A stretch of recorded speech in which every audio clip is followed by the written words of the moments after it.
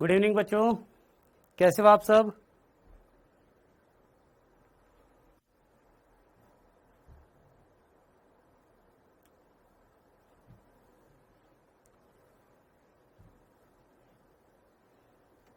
Good evening to all of you. Hello, good evening, good evening. कैसे हो?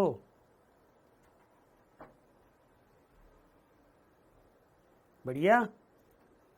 अच्छी चल रही पढ़ाई?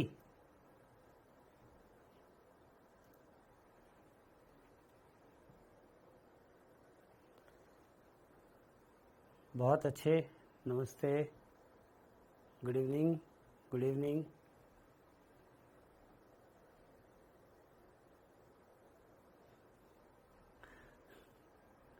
चलिए, बहुत बढ़िया। हाँ जी, दिलीप कुमार। मैं बढ़िया हूँ नीतीश।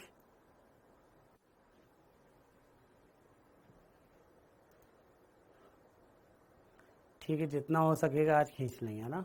मैं बढ़िया हूँ। कुछ टाइम एक्स्ट्रा। हाँ बिल्कुल।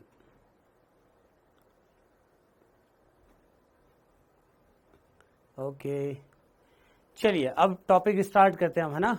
बहुत बढ़िया, बहुत बढ़िया। मैं अच्छा हूँ बेटा, और आई होप सो आप सब भी अच्छे होंगे ना। तो कल लास्ट लेक्चर जो था हमारा, उस लेक्चर में हमने एक टॉपिक डिस्कस किया था।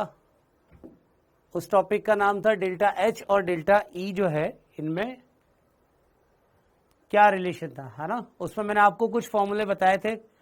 मैंने आपको बोला था कि ये सारे फॉर्मूले जो है मैं एक बार फिर से बता दूंगा आज। तो आज इन सब फॉर्मूला पे हम कहाँ किसको कब यूज करना है उस पर बात करेंगे।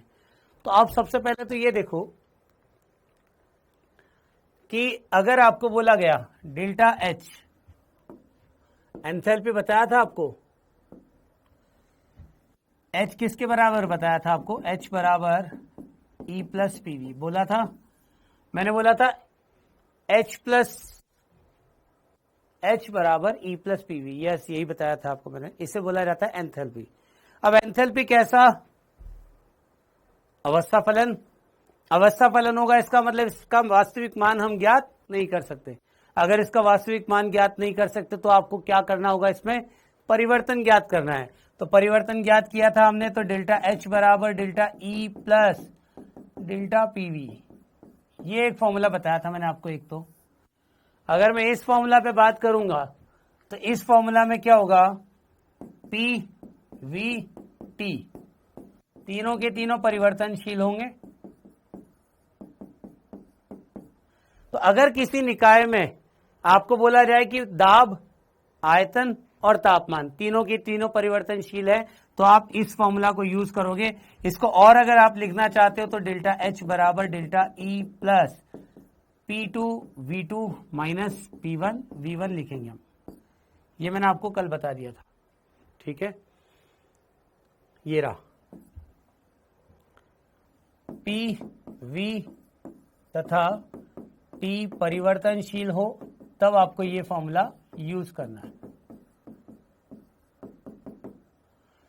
अगर आपको बोला जाए कि कोई भी एक रासायनिक अभिक्रिया है,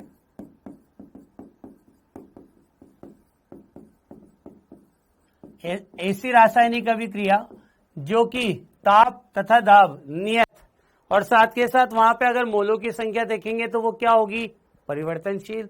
तो मोलों की संख्या यहाँ पे कांस्टेंट नहीं है, तब आपको क्या फॉर्मूला यूज करना है, डेल्टा एच बराबर delta E plus delta N G R T, ये फॉर्मूला आपको यूज करना होगा।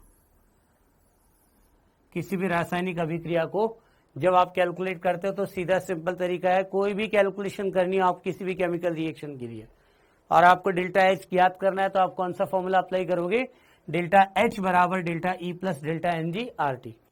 अगर आपको बोला गया कि आदर्श गैस है और आदर्श गैस का कोई भी प्रक्रम ले लो, आदर्श गैस का कोई भी प्रक्रम, तो उस केस में क्या होगा, डेल्टा एच बराबर delta E plus N R delta T लिखेंगे हम यहाँ पे, है ना। और अगर आपको बोला जाता है नियत आयतन पर, तो किसी भी गैस के लिए नियत आयतन पर आपको ये फॉर्मूला यूज करना है, डेल्टा एच बराबर delta E plus we delta P. ठीक है। और अगर आपको बोला जाता है कि नियत ताप, तो नियत ताप पर क्या होगा यहां पे पी डेल्टा वी। तो ये आपको अलग अलग कंडीशंस मैंने बता दी कि कब कौन सा फॉर्मूला आपको कहां पे यूज करना है। ठीक है ना। ये फर्स्ट पेज था जो हम कल पढ़ चुके थे और उसी को मैंने आज यहां पे आपको रिकॉल करवा दिया। क्या 199। चलिए अब इस पे बेस कुछ क्वेश्चन करते हैं हम। यहाँ पे पहला क्वेश्चन आपके सामने है ना, मैंने बोला था ये क्वेश्चन कल डिस्कस करेंगे एक बार, तो मेरे ख्याल से आपने आंसर भी निकाल दिए होंगे। अभी जैसे कल फॉर्मूला बोला था मैंने Q P minus Q V बराबर delta N G R T, ये फॉर्मूला यूज करना है आपको, क्योंकि आपको यहाँ पे क्या दे रखा है, एक रासायनिक अभिक्रिया, और रासायनिक अभिक्रिया का फॉर्मूला अभी आपको मैंने बताया ना, डेल्टा एच बराबर delta E plus delta N G R T. और हमें ये पता है कि डेल्टा एच बराबर क्यू पी के बराबर होता है और डेल्टा ई बराबर होता है क्यू वी के बराबर। तो मैं यहाँ पे डायरेक्टली क्यू पी और यहाँ पे क्यू वी लिख सकता हूँ plus delta N G R T. तो यही फॉर्मूला आपको यहाँ पे यूज करना है। ठीक है। तो अब आप देखो यहाँ पे क्या क्या चीजें हैं। आर के संदर्भ में पूछा हुआ है, यानी कि आर को तो आप एज इट इज लिखोगे। टेम्परेचर कितना दे रखा है 100 डिग्री सेल्सियस, तो टी बराबर आप कितना लिख दो 273 प्लस 100 यानी कि 373 केल्विन। तो 373 केल्विन आपके पास तापमान हो गया, तो 373 आर, ये तो हो ही गया। इसके अलावा हमें क्या करना होगा यहाँ पे डेल्टा एनजी। अब डेल्टा एनजी निकालने के लिए आपको क्या करना है, पूरी रिएक्शन को बैलेंस करना होगा। तो पहले रिएक्शन की बैलेंसिंग समझ लो आप। आपको बोला गया है प्रोपेन, प्रोपेन का फॉर्मूला होगा C3H8 जो कि गैसीय रूप में है, और अगर आपको C3H8 का दहन करना है तो O2 की जरूरत होगी।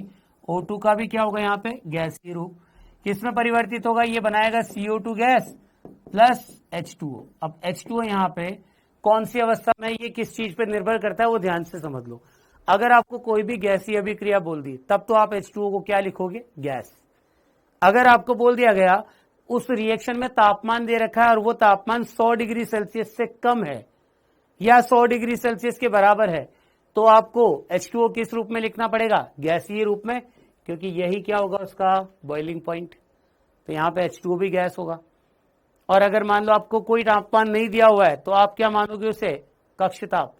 और कक्ष ताप अगर आप देखोगे तो 25 डिग्री सेल्सियस, और 25 डिग्री सेल्सियस पे हमेशा टेम्परेचर कितना होगा, room temperature 25 degree Celsius. H2O क्या होगा वहां पे, लिक्विड होगा फिर। तो अभी इसको बैलेंस करते हैं। जितने आपको कार्बन यहाँ पे दे रखे हैं उतने तो आपके पास CO2 के मोल बन जाएंगे, और जितना आपको यहाँ पे H दे रखा है उसका आधा H2O का मोल यानी कि 4H2O। और सबसे लास्ट में आप बैलेंस करो ऑक्सीजन को। अब मुझे एक बात बताओ, प्रोडक्ट की तरफ देखो जरा, ऑक्सीजन के कितने एटम हो गए, यहां पे तो कितना होगा 6 एटम, तो यहां पे हो गए 6 ऑक्सीजन के यहाँ पे अणु है ना। यहां पे कितने हैं 4, टोटल कितना हो गया 10 हो गया ना यहाँ पे। तो 10 ऑक्सीजन एटम है ये, और यहां पे आपके पास ऑक्सीजन कितना है वो किस पे निर्भर करेगा। तो यहां मैं 5 अगर लगा दूं तो हो गया ना ये रिएक्शन बैलेंस। अभी स्टार्ट ही किया है, ज्यादा नहीं बताया ना, सेकंड स्लाइड है ये, और इसमें क्वेश्चन ही डिस्कस हो रहा है अपना। तो डेल्टा एनजी बता दो अब मुझे, आप कितना हुआ जल्दी से, डेल्टा एनजी बराबर कितना होगा। देखो यहाँ पे 3 मोल और 4 मोल, टोटल कितने हो गए अपने पास 7 मोल, तो ये हो गए। इधर अपने पास 5 मोल और 1 मोल इसका, टोटल कितना हो गया 6, यानी कि +1 आ गया ना। तो इसका मतलब क्या होगा, QP माइनस QV बराबर डेल्टा एनजी की जगह पे क्या आ जाएगा 1 और 373 आर। तो ये इसका आंसर होगा 373 आर, ये इसका फाइनल आंसर होगा भाई। क्लियर सबको।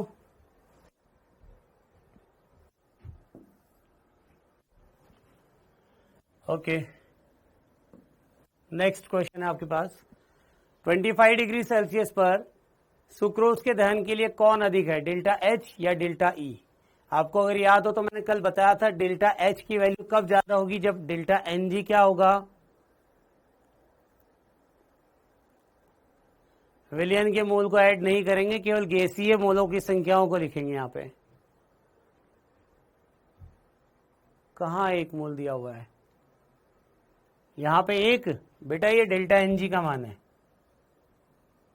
ये रहा, ये डेल्टा एन जी है अपने पास, N P minus N R. हाँ, इस क्वेश्चन में बताओ आप, पहले इक्वेशन लिख देते हैं हम। इक्वेशन क्या होगी, समीकरण होगी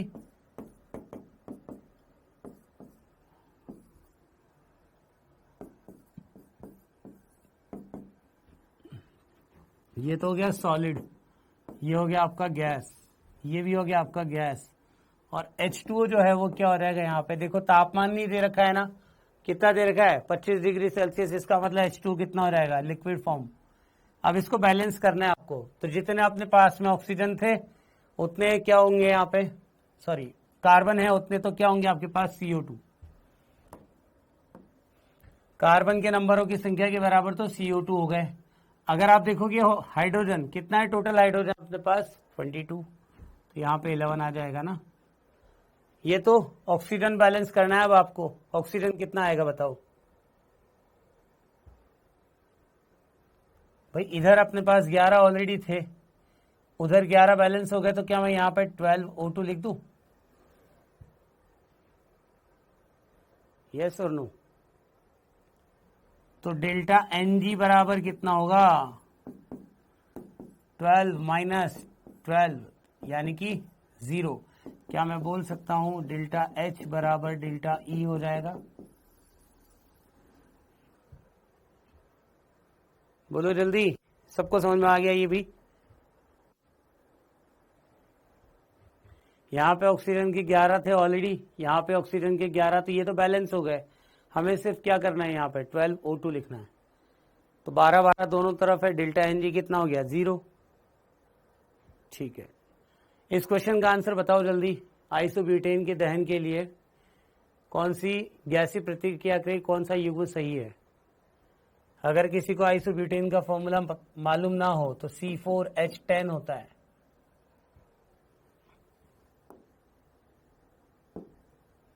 C4H10 बताओ क्या होगा,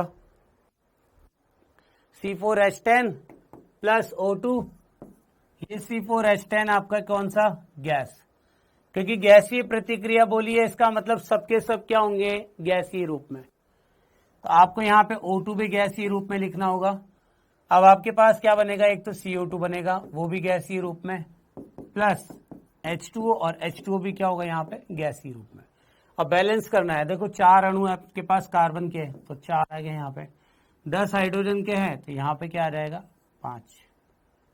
ठीक है, अब ऑक्सीजन बैलेंस करना है आपको, तो यहाँ पे तो डेल्टा एन जी निकालना है। पहले ऑक्सीजन बैलेंस कर दो आप, कितना होगा बताओ, 8 तो ऑक्सीजन यहां पे आ गए,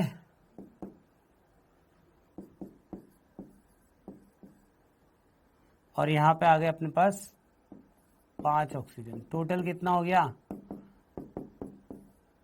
13 ऑक्सीजन, यानी कि यहां पे कितना आ जाएगा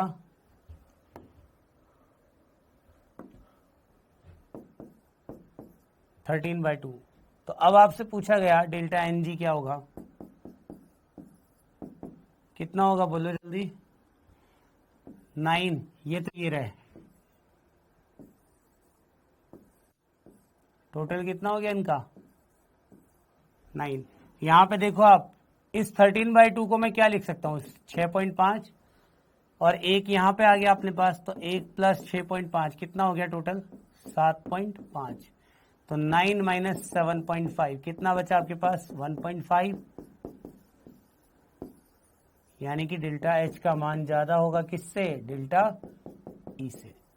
ये बात सबको समझ में आ गई क्या? आंसर होगा इसका फर्स्ट ऑप्शन। ठीक है, बढ़े आगे।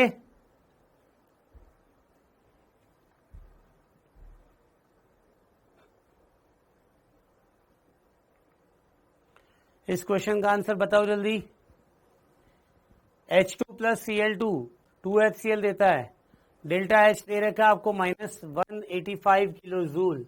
यदि H2 के 2 मोल को Cl2 के 2 मोल के साथ पूरी तरह से संयोजित करके HCl बनाने की अनुमति दी जाए तो डेल्टा E का मान ज्ञात कीजिए। बताओ कैसे सॉल्व करेंगे इसको, फटाफट ट्राई करके आंसर दो मुझे।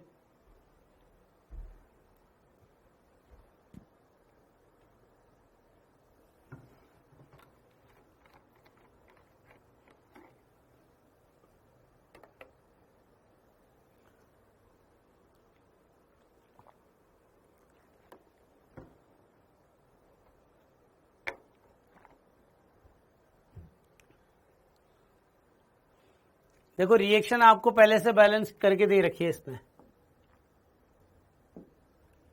तो जब आप देखोगे इसके लिए डेल्टा Ng कितना है 0 और डेल्टा Ng बराबर 0 हुआ, इसका मतलब डेल्टा H बराबर डेल्टा E होगा।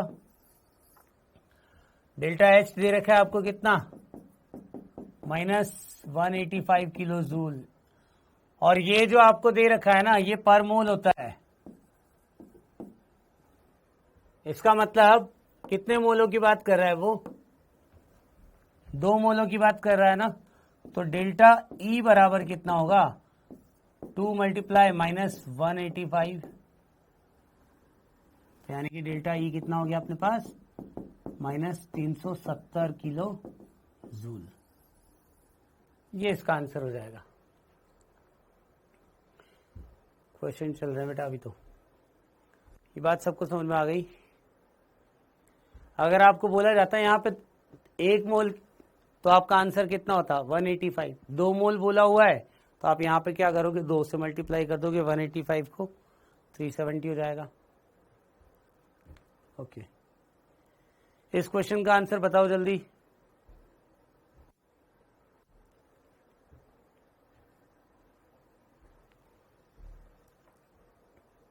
एक चीज मैं नोटिस कर रहा हूं, जब मैं आपसे कोई क्वेश्चन का आंसर पूछता हूं ना तो कमेंट सेक्शन में उन लोगों के आंसर पहले नहीं आते जिनके की फालतू के कमेंट ज्यादा आते हैं।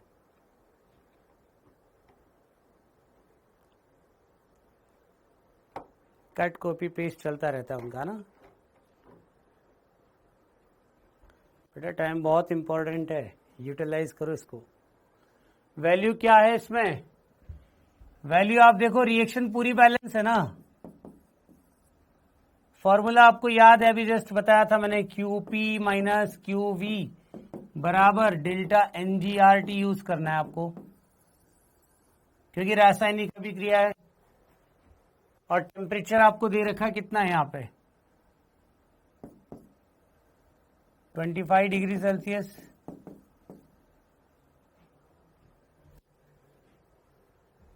तो अब आपको बोला गया है यहाँ पे देखो, इसीलिए तो लिक्विड दे रखा है H2O भी। तो अब आप बताओ डेल्टा Ng कितना होगा, 12 माइनस 15 कर दूं, यानी कि -3 हो गया। और हमें पता है QP माइनस QV बराबर क्या होगा डेल्टा NgRT, तो -3 आ गया। R की जगह पे कितना आ जाएगा, किलो जूल बोला है, इसका मतलब आप इसे 25/3 इंटू 10⁻³ कर दो, और उसके बाद T कितना आ जाएगा अपने पास 298, क्योंकि 273 प्लस 25 बराबर 298 केल्विन। सॉल्व कर दो इसको, QP माइनस QV, आंसर आ जाएगा आपका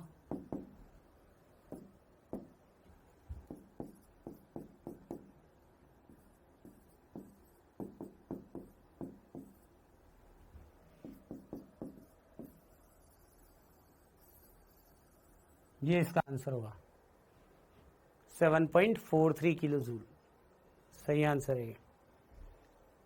ठीक है,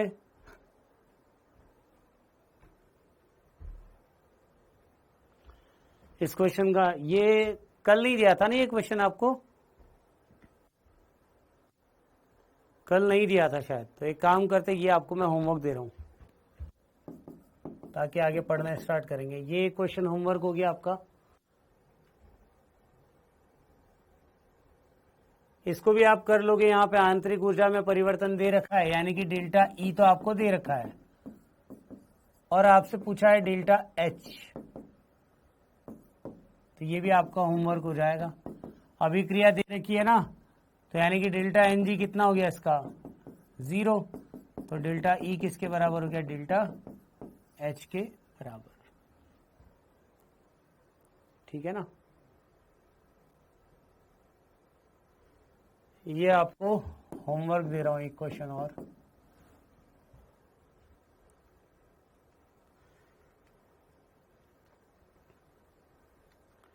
चलिए अब हम स्टार्ट करते हैं हमारा अगला टॉपिक आज का। हमारा जो अगला टॉपिक है वो है ऊष्माधारिता। नाम जैसे आपको बोला मैंने, ऊष्माधारिता। ठीक है, तो ऊष्माधारिता क्या होती है पहले उसके बारे में मैं आपको बता देता हूं। एक सबसे इंपॉर्टेंट पॉइंट जो आप बीच में मुझे कमेंट सेक्शन में बोलने वाले हो, मैं पहले ही बोल देता हूं, सर होमवर्क के लिए टाइम दीजिए या फिर नोट करने के लिए टाइम दीजिए। तो बेटा एक बात सुन लो आप मेरी, बता देंगे अभी, क्वेश्चन भी दोबारा बता देंगे, पहले मेरी बात समझ लो ना। जो मैं आपको पढ़ा रहा हूं यहाँ पे, वो चीज आप एज इट इज समझने पे ज्यादा ध्यान दो। अगर आप जल्दी से जल्दी उस चीज को समझ लोगे तो उसके बाद आपको जो प्रिंट आउट मिलेगा, मतलब यहाँ से नोट्स तो जाते ही हैं, उन नोट्स को आप अगर दोबारा लिखोगे तो आपका रिवीजन होगा ना। तो अभी आप सिर्फ समझने पे फोकस करो, बाद में उनको लिखोगे तो आपका रिवीजन होगा। ये मेरा ओपिनियन है। आ जाएगी आतिफ, आ जाएगी। ठीक है, फर्स्ट वाला क्वेश्चन कौन सा था, बहुत सारे क्वेश्चन हो गए आज तो। ये वाला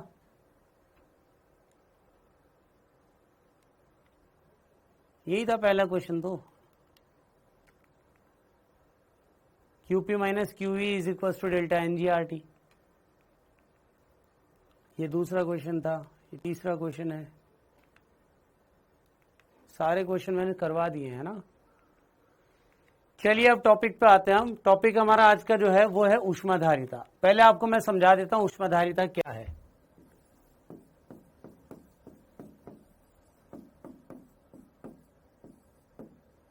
ऊष्माधारिता जिसे आप C से डिनोट करोगे, है ना। अब ऊष्माधारिता में क्या होता है, मान लो ये एक धातु है या कोई एक वस्तु है, किसी भी एक वस्तु का अगर मुझे तापमान बढ़ाना है, और वो भी कितना तापमान, 1 डिग्री सेल्सियस या फिर 1 केल्विन, तो मुझे क्या करना होगा, इसे गर्म करना होगा। जब आप इसे गर्म करोगे तो क्या होगा, इसमें हीट निकलेगी। सारा चौधरी कौन से क्वेश्चन में डेल्टा एनजी बनाएगा, क्वेश्चन का टॉपिक लिख के बताओ ना मुझे, ऐसे समझ में नहीं आएगा।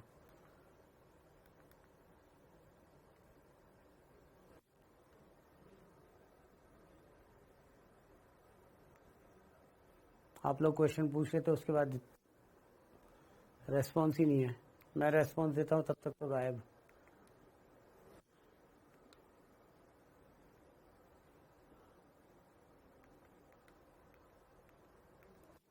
बाद में देखते लास्ट में, है ना, कल बता देना, ऐसा हो तो मैं देख लूंगा इसको। हाँ, तो अब बात कर रहा था मैं, क्वेश्चन में नंबर डाल दूं, नेक्स्ट टाइम से क्वेश्चन में नंबर डाल देंगे, है ना। नेक्स्ट टाइम से ये ध्यान रखूंगा मैं, ताकि आप क्वेश्चन नंबर बता दोगे, उससे इजी रहेगा काम। हाँ, तो अभी हम बात कर रहे थे कि मान लो मैंने आपको बोला कि ये एक धातु है, इस धातु का मुझे क्या करना है, 1 डिग्री सेल्सियस टेम्परेचर बढ़ाना है। अब 1 डिग्री सेल्सियस बढ़ाना है तो मुझे क्या करना होगा, इसे हीट करना होगा, गर्म करूंगा मैं। तो गर्म करने पर ये जितनी ऊष्मा की मात्रा का अवशोषण करेगा उसी को हम क्या बोलेंगे, ऊष्माधारिता। ठीक है, अब इस चीज को अगर मैं एक फॉर्मूला के रूप में लिखूंगा तो C बराबर क्या होगा, हीट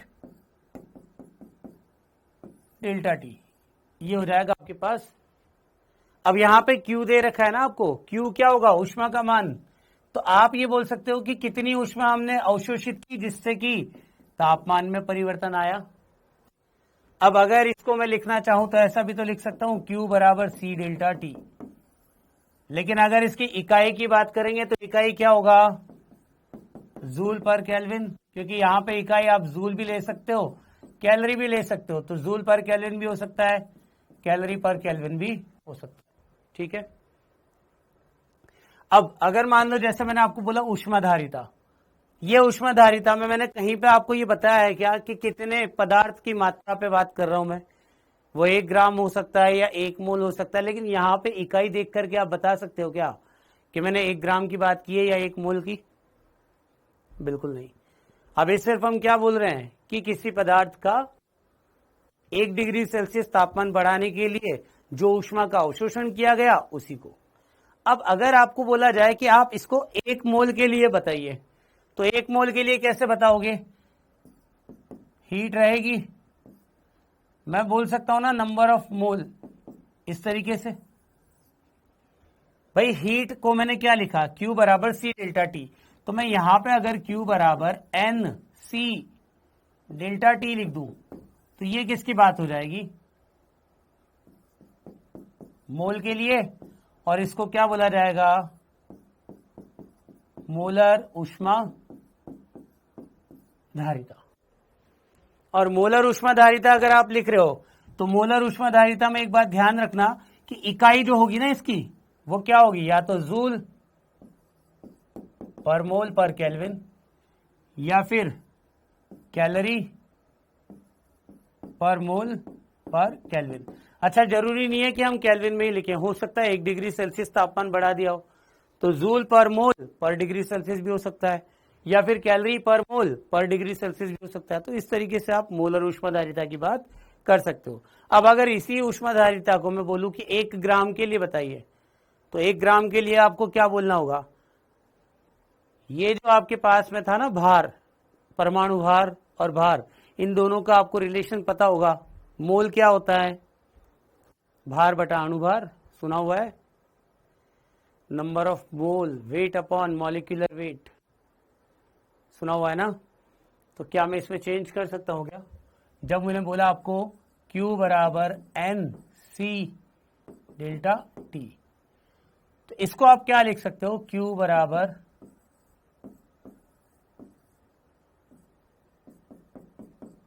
ये भी तो लिख सकते थे, जैसे आपको बोला O2 है, O2 का 1 मोल लिया मैंने, तो O2 का 1 मोल मतलब कितना होता है? 32 ग्राम।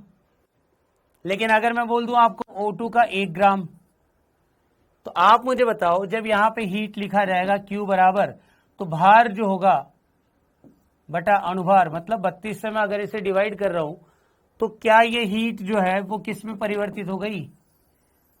विशिष्ट ऊष्मा में। 1 ग्राम के लिए बोलो, 1 ग्राम के लिए होगा ना?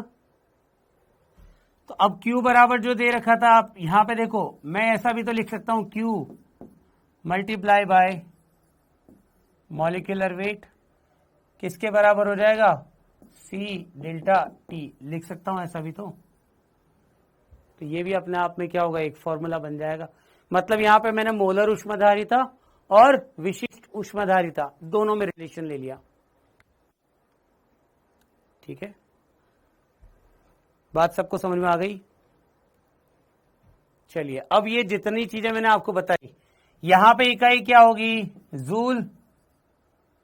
मास लूंगा मैं यहां पे, मास मतलब द्रव्यमान, तो आप यहां पे इसके लिए ग्राम भी लिख सकते हो। चलो एक देख लेना इसमें, अगर इसको फॉर्मूला लिखना है ना मुझे, तो क्या फॉर्मूला लिखा जाएगा इसका?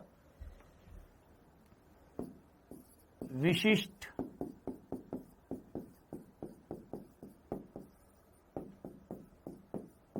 ऊष्माधारिता क्या होगी?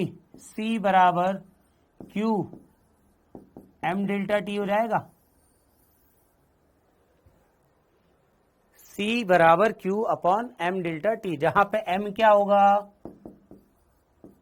द्रव्यमान, 1 ग्राम हो सकता है वो। ठीक है, तो अब ये सारी चीजें रिपीट होती जाएंगी। फटाफट फटाफट हम इस चीजों को पढ़ रहे हैं। पहला आपको मैंने बोला ऊष्माधारिता। ऊष्माधारिता क्या होती है? किसी पदार्थ की दी गई मात्रा का ताप 1 डिग्री सेल्सियस या 1 केल्विन से बढ़ाने के लिए आवश्यक ऊष्मा की मात्रा को ही ऊष्माधारिता कहते हैं। ठीक है ना। यहां पे हमें जो दे रखा है Q अपॉन डेल्टा टी, अभी जस्ट मैंने आपको बताया था यही फॉर्मूला होगा अपने पास।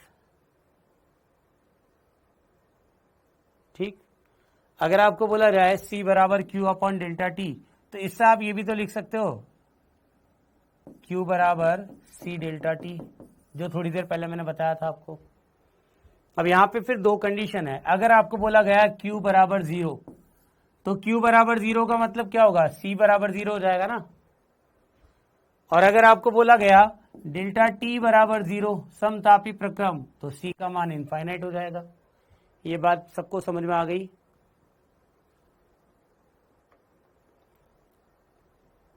ठीक है, अब आपको अगर इसकी इकाई की बात की जाए तो इकाई क्या होगी, या तो जूल पर केल्विन, कैलोरी पर केल्विन, जूल पर डिग्री सेल्सियस, या फिर कैलोरी पर डिग्री सेल्सियस। और याद रखना, जब आपको बोला हुआ है यहाँ पे ऊष्माधारिता, तो कोई मात्रा की बात नहीं की गई है, पदार्थ की मात्रा जो भी आपको दी गई हो उसकी बात हो रही है। इसका मतलब ये क्या होगा, एक मात्रात्मक गुणधर्म। तो जब आपको बोला जाए विस्तीर्ण गुणधर्म बोलो, एक्सटेंसिव बोलो, या फिर मात्रात्मक, एक ही बात है। मात्रात्मक का ही एक नाम होता है विस्तीर्ण। क्वेश्चन दोनों में से किसी भी तरीके से पूछ सकते हैं। इसके बाद देखो मोलर ऊष्माधारिता। मोलर ऊष्माधारिता जो है, इसको आप क्या लिख सकते हो, फॉर्मूला अगर देखा जाए तो मोलर ऊष्माधारिता क्या होगा, ऊष्माधारिता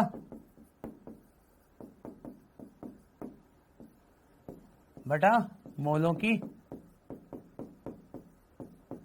संख्या। ठीक है, तो आप इसको Cm बराबर Q upon N delta T लिख सकते हो। इसी को अगर मैं लिखना चाहूं और आगे, तो क्या हो जाएगा, ये Q बराबर Cm एन डेल्टा टी, ये भी बताया था अभी जस्ट। ठीक है ना। और यहां पे देखो आप इकाई क्या दे रखी है, मोल। अब जब इकाई में मोल आया तब हमें समझ में आया कि ये मोलर ऊष्माधारिता की बात कर रहा है, क्योंकि कभी आपको ये नहीं बोला जाएगा कि कैपिटल सी है या स्मॉल सी है, वहां पे सिर्फ लिखा होगा सी। अब उसके साथ में जब तक इकाई नहीं हो तब तक आप बता नहीं सकते कि वो ऊष्माधारिता है, मोलर ऊष्माधारिता है या विशिष्ट ऊष्माधारिता है। ठीक है ना। तो इसकी अगर हम बात करें तो ये क्या होगा, एक गहन या अमात्रात्मक गुणधर्म, जिसे आप इंटेंसिव प्रॉपर्टी भी बोलते हो, जो कि इंडिपेंडेंट होता है। इसके बाद तीसरा मैंने बोला था आपको विशिष्ट ऊष्माधारिता। तो विशिष्ट ऊष्माधारिता क्या होगा, 1 ग्राम पदार्थ का ताप 1 डिग्री सेल्सियस या 1 केल्विन से बढ़ाने के लिए आवश्यक ऊष्मा की मात्रा, इसी को क्या बोला जाएगा, विशिष्ट ऊष्माधारिता। तो आप यहां पे देखें, विशिष्ट ऊष्माधारिता भी क्या होगा, एक गहन गुण यानी कि इंटेंसिव प्रॉपर्टी, जिसे आप अमात्रात्मक भी बोलते हो। ठीक है। फॉर्मूला अगर आपको बोला जाए कि यदि ये विशिष्ट ऊष्माधारिता का मान स्थिर दाब पर हो तो Cp लिखेंगे। Cp क्या होगा यहाँ पे, dQ upon dt, constant pressure.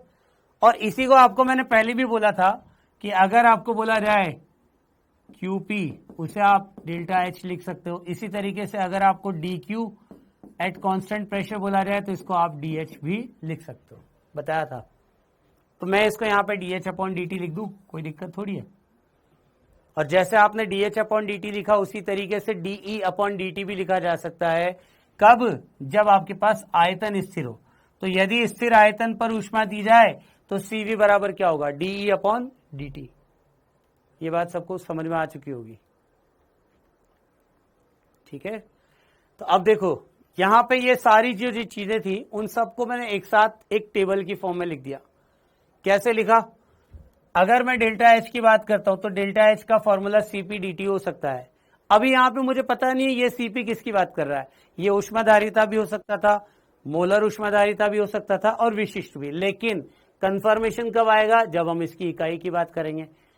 अगर जैसे आप इकाई देख लोगे आप क्या बोल दोगे, ये फर्स्ट बात किसकी कर रहा है, ऊष्माधारिता। दूसरी इकाई देखो आप, यहां पे एक जूल पर मोल पर केल्विन, यानी कि किसकी बात हो रही है, ये मोलर ऊष्माधारिता। ये सेकंड वाला मोलर ऊष्माधारिता। और अगर तीसरे की बात करोगे जूल पर ग्राम पर केल्विन, यानी कि किसकी बात होगी ये, विशिष्ट ऊष्मा धारिता। यहां तक सबको बात समझ में आ चुकी होगी, ठीक है। तो अब देखो यहां पे जैसे ये डेल्टा एच आपको बोला, इसी को आप मोल के लिए लिखोगे तो क्या होगा, एन लगा दो बस केवल, तो डेल्टा एच बराबर N C P M D T, ये जूल लिखा हुआ है। यहां सीपीएम मतलब स्थिर दाब पर मोलर ऊष्माधारिता, और अगर एम ग्राम के लिए आप बोलोगे तो इसको क्या लिखोगे, डेल्टा एच बराबर एम सीपी डी टी, और एम सीपी डी टी में यहां पे सीपी किस पे होगा, स्थिर दाब पर विशिष्ट ऊष्माधारिता। तो जैसे यहां पे प्रेशर कांस्टेंट है, उसी तरीके से यहां पे क्या होगा, स्थिर आयतन यानी कि वॉल्यूम कांस्टेंट, तो वी आ जाएगा बस केवल, और जैसे ही वी आएगा डेल्टा एच की जगह पे क्या हो जाएगा, डेल्टा ई। तो ये पहला फॉर्मूला सबको समझ में आ गया होगा। दूसरा फॉर्मूला जब हम देखेंगे यहाँ पे, दूसरे फॉर्मूला में क्या होगा, डेल्टा ई बराबर एन सीवीएम डी टी, यहाँ पे क्या होगा, स्थिर आयतन पर मोलर ऊष्माधारिता। और तीसरा है जो कि द्रव्यमान की बात कर रहा है, तो एम ग्राम के लिए, एम ग्राम के लिए विशिष्ट ऊष्माधारिता की बात हो रही है ये। यहां सीवी क्या होगा, स्थिर आयतन पर विशिष्ट ऊष्माधारिता। तो ये पूरा पॉइंट सबको समझ में आ गया, तीनों चीजें, ठीक है ना।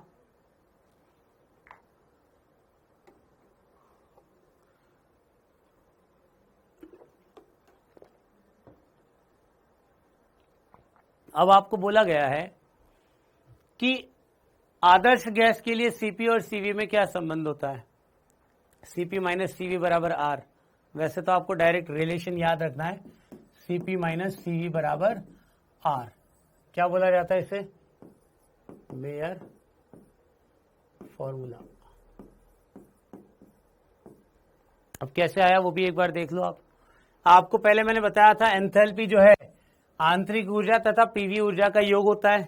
तो हमें मालूम है आदर्श गैस के लिए पीवी किसके बराबर होगा, एनआरटी, और अगर आप एन का मान 1 मोल ले लेते हो तो पीवी किसके बराबर हो जाएगा, आरटी के बराबर। तो यानी कि आपके पास में एच बराबर ई प्लस पीवी आ जाएगा ना, पीवी की जगह क्या आ गया, आरटी।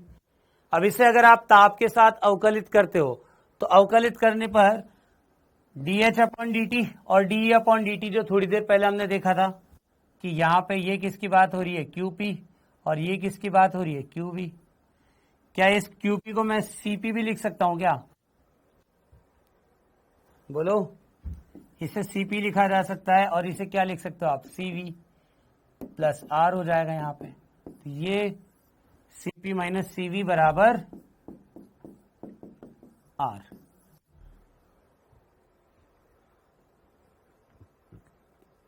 यहां तक कोई डाउट, बोलो जल्दी।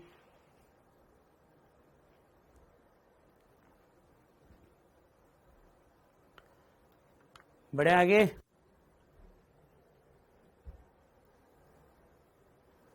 ठीक है।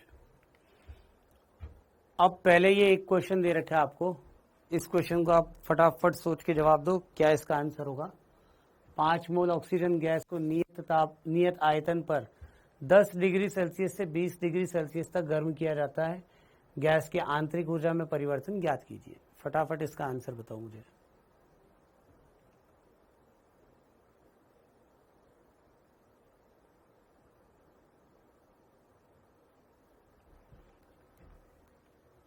इसमें एक फॉर्मूला और है, सीपी अपॉन सीवी गामा। यहां पे ये गामा क्या होता है,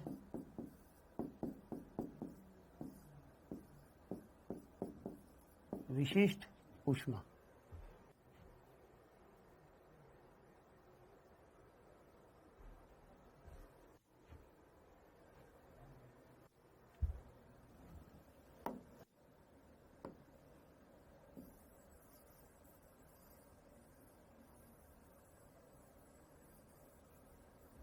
ठीक है,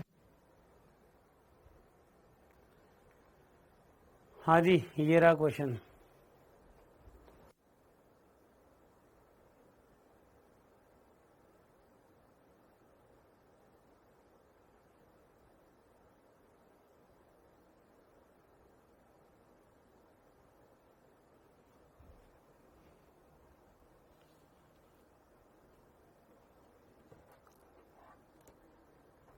बताओ जल्दी इसका आंसर क्या होगा, क्या करना है ये भी बता सकते हो आप इसमें।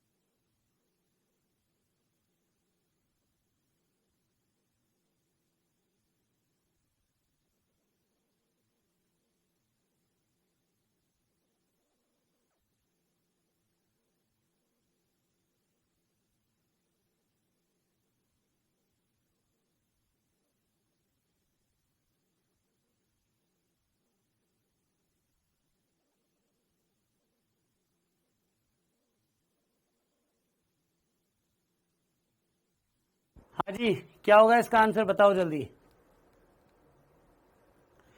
आपको बोला है 5 मोल ऑक्सीजन गैस है,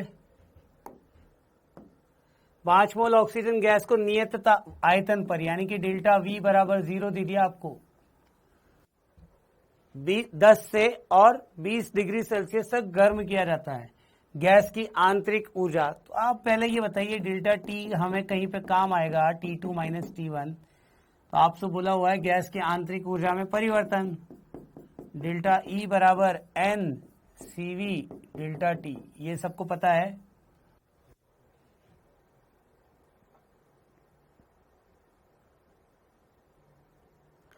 अब यहां पे N की बात करेंगे तो N कितना दे रखा है आपको 5, CV कितना दे रखा है आपको। अब देखो CP और CV इन दोनों में रिलेशन बताया था आपको कि CP माइनस CV बराबर R। तो मैं ऐसा लिख सकता हूं ना, CP बराबर यहां पे जैसा है R प्लस CV, तो आपको पहले CV की वैल्यू पता होनी चाहिए। यहां पे क्या करेंगे CV की वैल्यू ज्ञात करने के लिए, CV बराबर, अब जैसे यहां पे इस CV को CP माइनस R, बताओ ये सबको क्लियर है क्या, बोलो भाई, यहां तक सबको समझ में आ गया। अब यहां पे आपको जो वैल्यू दे रखी है ना, पहले ये देखो पर मोल केल्विन है, ये भी पर मोल केल्विन, मतलब इकाई तो एक ही है, इकाई में कोई चेंज आपको नहीं करना है, और आर की वैल्यू दी हुई है। तो सीवी का वैल्यू कितना आ जाएगा, सीपी का वैल्यू हो गया 7.03 माइनस 2, और इसको आप यहां पे पुट करोगे इस फॉर्मूला में, डेल्टा टी कितना आ जाएगा 10 से 20 डिग्री सेल्सियस, मतलब T2 का मान, T2 का मान कितना होगा भाई 7.03 है, माइनस 2 कर दिया तो कितना बचा, ये 5.03। तो 5 इंटू 5.03 मल्टीप्लाई 20 माइनस 10, इसको सॉल्व करना है, डेल्टा ई आपको मिल जाएगा। यहां तक की बात सबको समझ में आ गई? आपसे आंसर जो पूछा हुआ है वो कैलोरी में ही पूछा हुआ है, तो कैलोरी पर मोल केल्विन हो जाएगा। चलिए बहुत बढ़िया।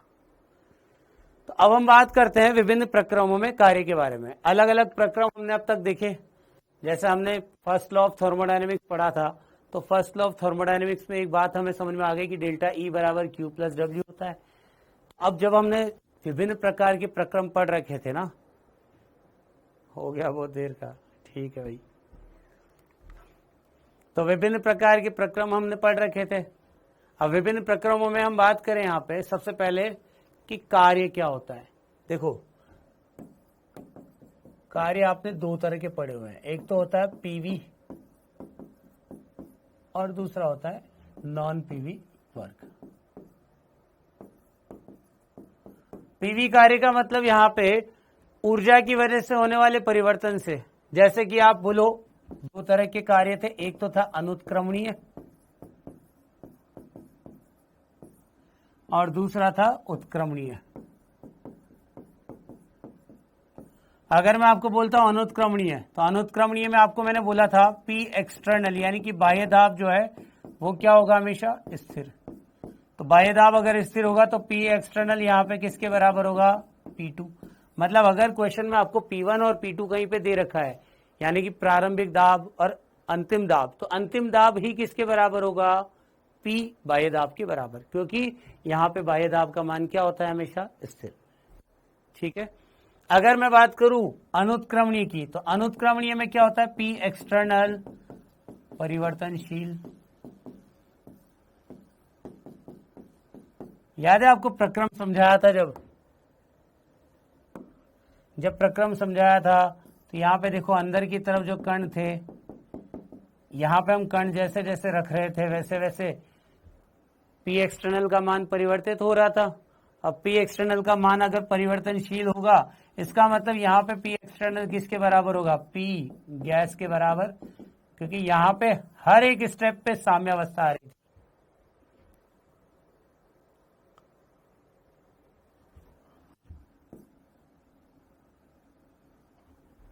उत्क्रमणीय होता है रिवर्सिबल और ये होता है इरिवर्सिबल। इरिवर्सिबल जो आपको मैंने बोला था उसमें P एक्सटर्नल स्थिर नहीं था क्या,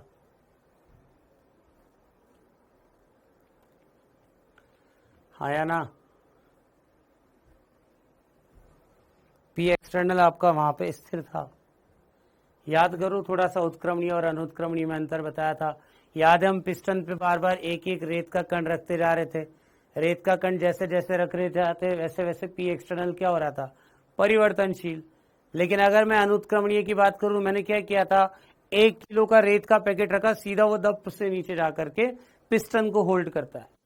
तो पिस्टन पे शुरुआत में पीवी बराबर एनआरटी थी और उसके बाद लास्ट में पीवी बराबर एनआरटी था, जबकि यहाँ पे तो हर एक स्टेप पे पीवी बराबर एनआरटी होगा ना। ये बात सबको समझ में आ गई? तो ये उल्टा नहीं है बेटा, यही है। किसी ने कमेंट किया सर आप उल्टा बोल रहे हो, तो आप अगर कॉन्सेप्ट को गलत समझ रहे हो तो करेक्ट कर लेना। यहां तक की बात सबको समझ में आ चुकी होगी मेरे ख्याल से। तो कोई कंफ्यूजन, कोई डाउट किसी को?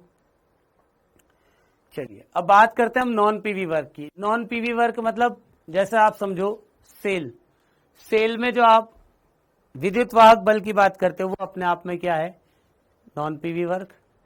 अगर आपको बोला जाए और कौन कौन से ऐसे प्रक्रम हो सकते हैं जो कि नॉन पीवी वर्क के उदाहरण है, बताए थे आपको मैंने, क्या क्या हो सकता है और बताओ,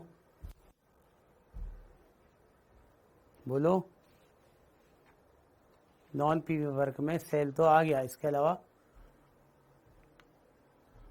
क्लास नहीं रुक रही है, कंटिन्यू क्लास।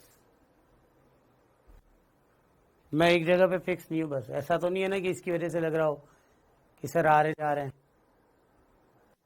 पीएच भी बताया था आपको मैंने, है ना।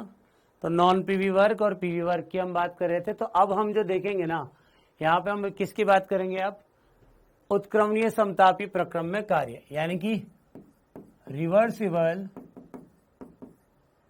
आइसोथर्मल। तो आपको अब कार्य किसमें ज्ञात करना है? रिवर्सिबल आइसोथर्मल प्रोसेस में, यानी उत्क्रमणीय समतापी प्रक्रम में। अब उत्क्रमणीय समतापी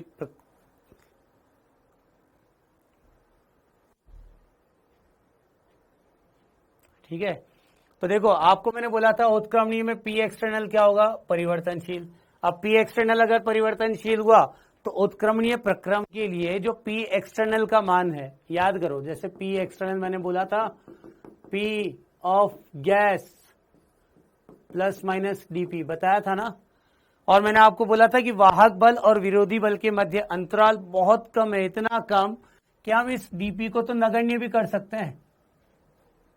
तो यहां पे अगर मैं इसे सॉल्व करता हूं तो पी एक्सटर्नल आपको अगर दिया हुआ है तो उसे आप P of gas plus minus DP के बराबर रखेंगे। डीपी मतलब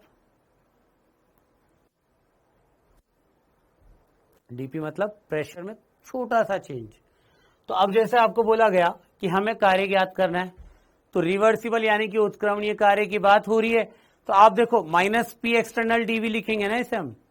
अब माइनस पी एक्सटर्नल डीवी में ये पी एक्सटर्नल को आप चेंज करोगे और इससे रिप्लेस करोगे। तो जैसे आप रिप्लेस करोगे आपको क्या मिलेगा? P of gas plus minus DP multiply by DV. अब एक बात बताओ, अगर आपको बोला जाए 0.0001 मल्टीप्लाई बाय 0.0001, तो देखा जाए तो दोनों के दोनों बहुत छोटे छोटे नंबर है, बहुत छोटी संख्याएं। अगर बहुत छोटी संख्याएं होंगी तो इन दोनों का जो गुणनफल होगा वो अपने आप में बहुत छोटा होगा, इतना कम कि हम उसको क्या कर सकते हैं? नगण्य मान सकते हैं। अब अगर नगण्य मान सकते हैं तो उस केस में क्या होगा? अगला स्टेप देखो, जैसे डीपी इंटू डीवी है, ये दोनों किसके बराबर हो जाएंगे? ना के बराबर, यानी कि नगण्य। तो डीपी तथा डीवी दोनों के मान बहुत छोटे होते हैं, इसीलिए डीपी इंटू डीवी को तो आप क्या करोगे? नगण्य। अब अगर ये नगण्य हो गया तो फिर हम किसको यहां पे अवकलित कर रहे हैं? P of gas into DV, ये बचा हुआ है केवल आपके पास। एक फॉर्मूला पढ़ा हुआ है क्या आपने? D of x upon x. अगर आप इसे वी x1 से और x2 तक सॉल्व करोगे तो क्या आएगा? लॉग बेस ई पर x2 अपॉन x1। ये पढ़ा हुआ है सबने? बोलो जल्दी। ठीक है। तो अगर इसी तरीके से मैं यहां पे जो लिख रहा हूं ना कि P ऑफ गैस है, तो मुझे पता है कि P बराबर क्या होगा यहाँ पे? nRT upon V।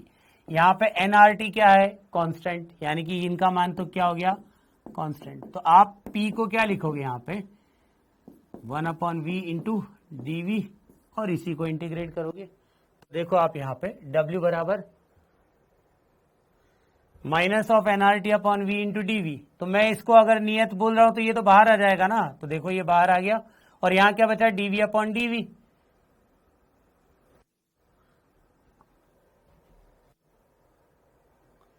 ठीक है।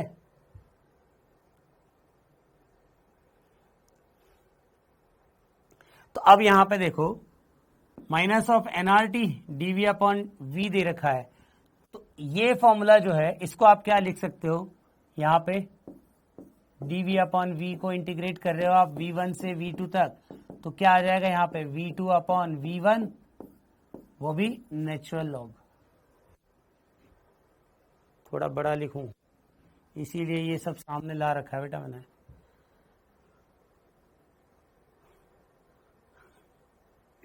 ठीक है। तो W reversible minus NRT natural log v2 upon v1। यहां तक समझ में आ गया? अब सबको कुछ नहीं कर सकते ना आप, मैं तो मेरा काम करूंगा, आप अपना काम कीजिए। हाँ बिल्कुल, मैं ध्यान रखूंगा आपके सारे सजेशंस का, लेकिन मुझे ये भी ध्यान रखना है कि आपका सिलेबस जो है वो भी टाइम पे करवाना है। तो उन सारे सजेशंस के साथ मुझे जो चीज़ बेटर लग रही है मैं वो कर रहा हूँ। आप सिर्फ इस चीज़ पे फोकस कीजिए कि जो लिखवाया है या जो पढ़ाया है वो आपको समझ में आ रहा है या नहीं, बस। अगर उसमें आपको कहीं कोई दिक्कत आ रही है वो चीज़ आप मुझसे 2 बार पूछ लो। ठीक है ना, क्योंकि मैं स्लो पढ़ाऊंगा तब भी दिक्कत होगी लोगों को, फास्ट पढ़ाऊंगा तब भी, इसीलिए मैं मॉडरेट चल रहा हूं मैं अपने हिसाब से। तो ये बात तो मुझे समझ में आ गई कि इस बस के ड्राइवर, तो बस कैसे चलानी है मुझे पता है बेटा, आप मत सिखाओ, आप सिर्फ इस चीज को देखो कि आपको कोई तकलीफ ना हो।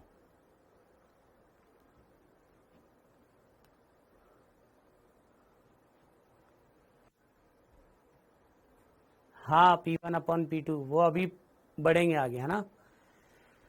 चलिए इसको रिवर्स पूरा करते हैं। एक बात बताओ मुझे, जो आपने लॉग की वैल्यू लिखी थी वो सारी की सारी लॉग बेस ई पर थी या लॉग बेस 10 पर, बताओ। लॉग बेस 10 पर थी ना, लॉग बेस 10 पर थी। अब लॉग बेस 10 पर अगर होगी तो हम क्या कर सकते हैं, ये जो नेचुरल लॉग है इसको चेंज करेंगे। अब इसे चेंज करने के लिए आपको क्या करना होगा, 2.303 से मल्टीप्लाई करना होगा। तो अगला जो स्टेप आएगा अपना वो क्या आएगा, -2.303 NRT लॉग बेस 10 V2/V1। ये आपको इसका फॉर्मूला यहाँ पे याद रखना है। ये पूरा डेरिवेशन आपके काम का नहीं, आपके काम का सिर्फ और सिर्फ यही है, न्यूमेरिकल इसी से सॉल्व करने हैं आपको। डेरिवेशन दे करके बोर्ड थोड़ी ना पढ़ना है आपको। अगर आप बोर्ड के लिए प्रिपरेशन कर रहे हो तो ठीक है, कर लो आप इसको, ये सिर्फ बोर्ड के काम का है। डेरिवेशन फॉर्मूला है हमारे काम का न्यूमेरिकल सॉल्व करने के लिए।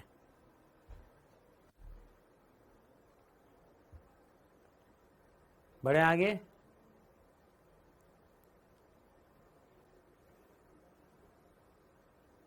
अब जब आपको ये तो पता चली गया कि V2/V1 है, हमें ये भी मालूम है ना कि बॉयल का जो नियम है उसमें क्या होता है, P inversely proportional to V, P inversely proportional to V। तो क्या मैं ये बोल सकता हूं कि PV यहां पे नियत होगा, और जब PV नियत होगा तो P1V1 किसके बराबर होगा, P2V2 के बराबर। यानी कि आप V2/V1 को P1/P2 भी तो लिख सकते हो। तो जब आप यहां पे V2/V1 को P1/P2 लिखोगे तो एक और फॉर्मूला आएगा, क्या आएगा वहां पे, ये कब होगा, जब आपको क्वेश्चन में प्रेशर दिया हुआ है। ठीक है, जब आपका प्रेशर कंप्लीट यहां पे क्वेश्चन में दे रखा हो ना, तब आपको ये यूज करना है V2/V1 की जगह पे। तो अब देखो ये अपने पास में एक और फॉर्मूला नहीं आ गया, समतापी के लिए तो आपको क्या यूज करना है, V2/V1। और अगर समतापी प्रक्रम में आपको प्रेशर दे रखा है तो आप क्या यूज करोगे, P1/P2। क्वेश्चन दोनों से सॉल्व हो जाएंगे।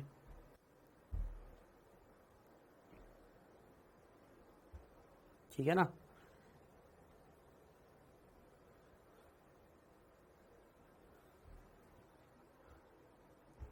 बढ़े आगे। चलिए इसके बाद हम बात करेंगे उत्क्रमणीय रुद्धोष्म प्रक्रम की। अब उत्क्रमणीय रुद्धोष्म प्रक्रम जो है उसमें आपको कार्य ज्ञात करना है।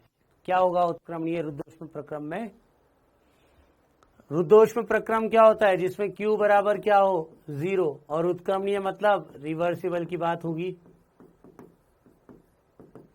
तो अगर आपको बोला जाए यहां पे कि रुद्धोष्म प्रक्रम में Q बराबर 0 है, तो आप मुझे बताओ, फर्स्ट ऑफ थर्मोडायनेमिक्स में हमने ये पढ़ा था, तो इस Q की वैल्यू को अगर मैं 0 मान लेता हूं,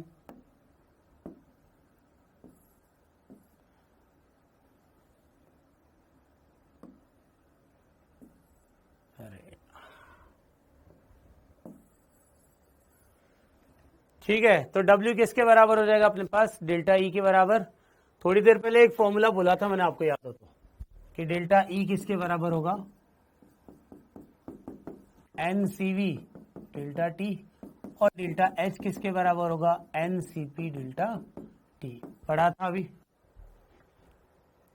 ठीक है, तो जब आपने डेल्टा E लिखा तो क्या मैं W बराबर NCV डेल्टा T भी लिख सकता हूं क्या, बिल्कुल लिख सकते हैं यहाँ पे NCV डेल्टा T। और मेयर फॉर्मूला याद रखो थोड़ा सा, मेयर फॉर्मूला में मैंने आपको बोला था CP माइनस CV बराबर R होता है। और एक और फॉर्मूला आपने देखा था CP/CV बराबर क्या होगा, गामा, जो कि विशिष्ट ऊष्मा को बताता है।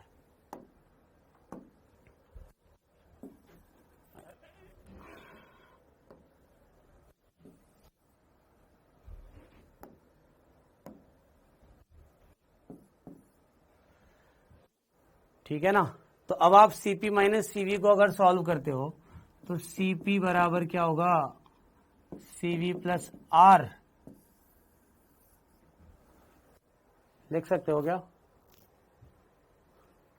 तो अब आप देखो, जैसे आपने पहले लिखा work NCV T2 minus T1, मैंने ये साइड में जो लिखा है वो भी काम आएगा अभी, ऐसा नहीं कि वो अलग बता दिया मैंने कुछ भी, ठीक है ना। तो यहाँ पे NCV T2 माइनस T1 हमने लिखा। अब हमें पता है Cp माइनस Cv किसके बराबर होगा, R के बराबर, मेयर फॉर्मूला के अकॉर्डिंग।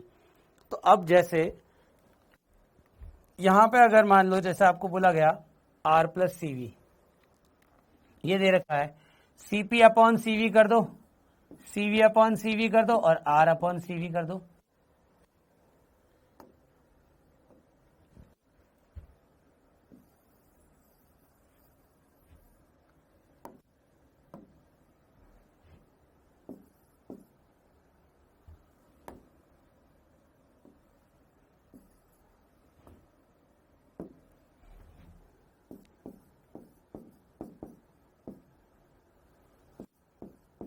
Cv से आप क्या कर रहे हो, डिवाइड कर रहे हो इस पूरी रिएक्शन को। तो देखो Cp अपॉन Cv हो गया, यहाँ पे Cv अपॉन Cv था तो मैंने 1 लिख दिया, और यहाँ पे R अपॉन Cv। यहां तक कोई डाउट किसी को, भाई Cp माइनस Cv बराबर R, यहाँ पे भी Cv, यहाँ पे भी Cv और यहाँ पे भी Cv, तो ये पूरा तो 1 हो गया ना, यहाँ पे हो गया गामा और ये हो गया R अपॉन Cv।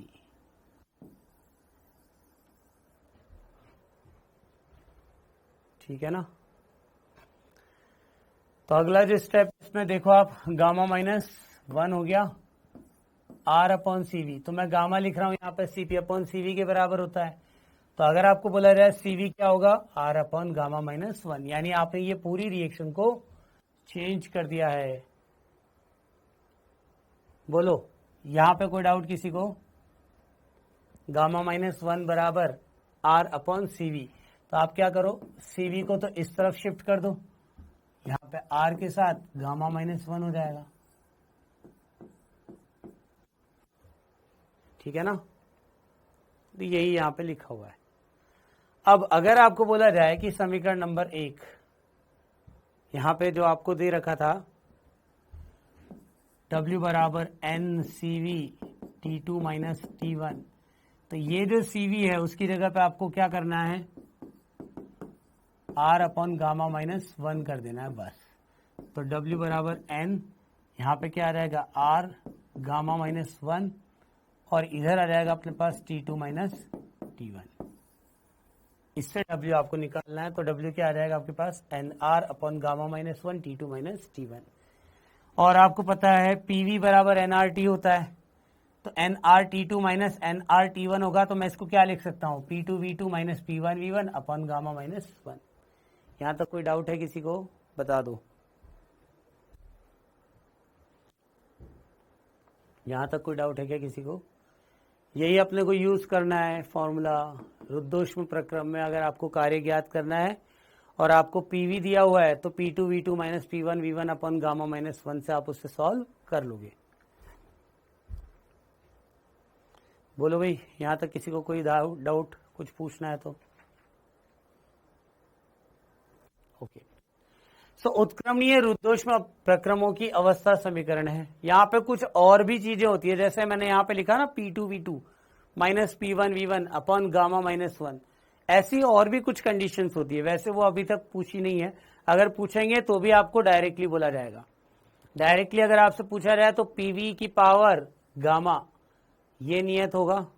ये कंडीशन आपको एज इट इज याद करनी होगी। यहाँ पे मैं लिख रहा हूँ ना MTR मतलब मल्टीपल टाइम रिवीजन, रटना पड़ेगा आपको, ठीक है। आवाज आ रही है ना सबको।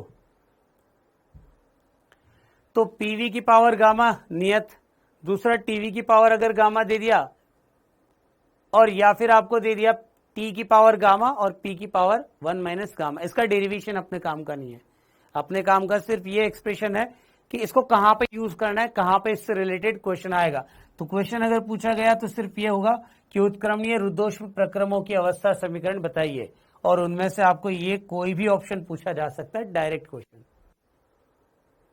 ठीक, अब आपके सामने एक क्वेश्चन दिया हुआ है, फटाफट इसे सॉल्व करो और इसका आंसर बताओ मुझे, क्या इसका आंसर होगा। हाँ फास्ट तो पढ़ ही रहे हैं, या होमवर्क दूं? जो टॉपिक पढ़ाया उसी पे बेस्ड क्वेश्चन है ये। पहले क्वेश्चन एक बार ट्राई कर लो आप, नहीं बनता है, टाइम लगता है तो मुझे बोल देना, मैं सॉल्व कर दूंगा, वरना होमवर्क दे दूंगा।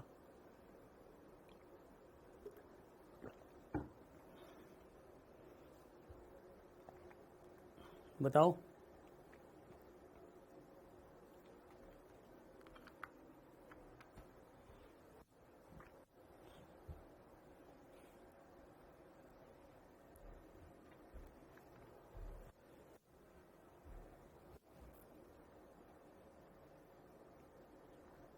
एक स्लाइड पीछे, एक स्लाइड पीछे, ये रहा।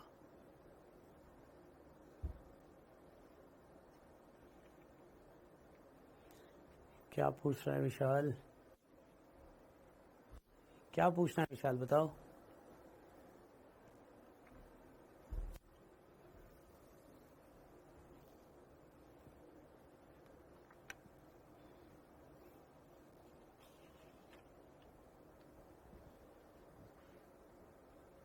ये रहा क्वेश्चन।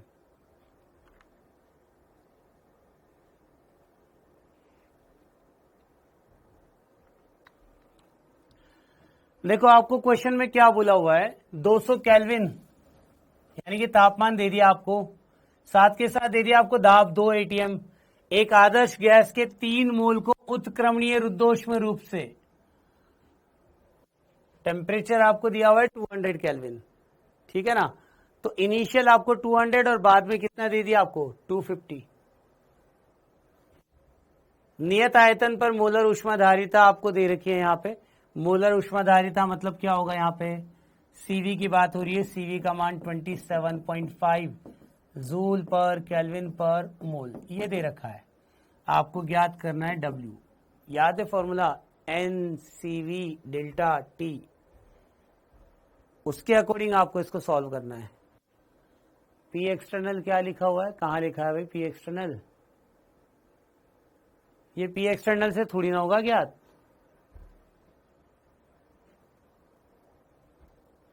सीवी आपके सामने है, आपसे कार्य पूछा है, अभी जस्ट मैंने बताया आपको फॉर्मूला। अब आप इसमें ये आइडेंटिफाई करो कि कौन सा फॉर्मूला हमें लगाना है।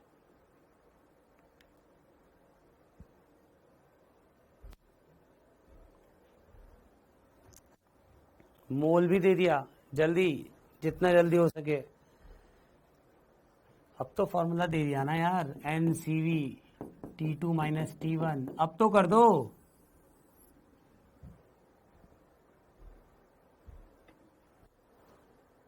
इरिवर्सिबल में पी एक्सटर्नल नियत है, इरिवर्सिबल में पी एक्सटर्नल का मान स्थिर या कांस्टेंट।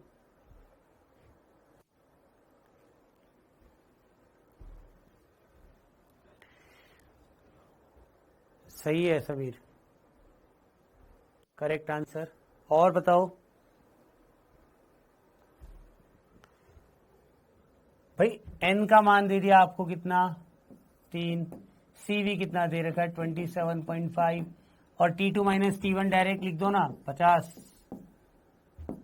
कुछ भी नहीं है इसमें, तो कितना आ जाएगा, कैलकुलेशन कर लोगे अब तो, जूल में दे रखा है ये और पूरा हो जाएगा। जूल में बोला है बेटा, जूल में, यस बिल्कुल सही आ रहा है, 4125 जूल लगभग मान, दो बच्चों में बिल्कुल एग्जैक्ट। 41,250 भी आंसर आ गया, ऐसा कैसे है? हो सकता है ज्यादा से ज्यादा कुछ के यहाँ पे 4150 यही आएगा बेटा आंसर। चलिए नेक्स्ट, इस क्वेश्चन का आंसर बताओ।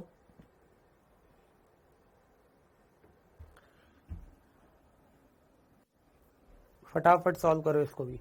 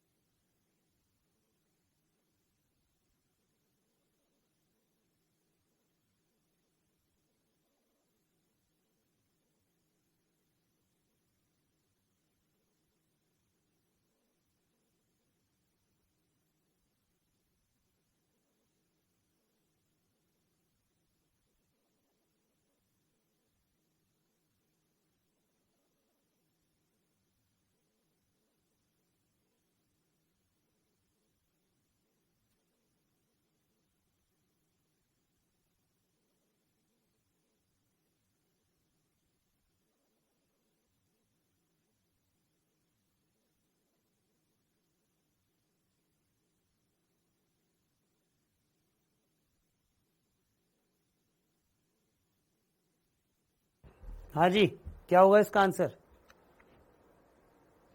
केवल एक बच्चे का आंसर आया है।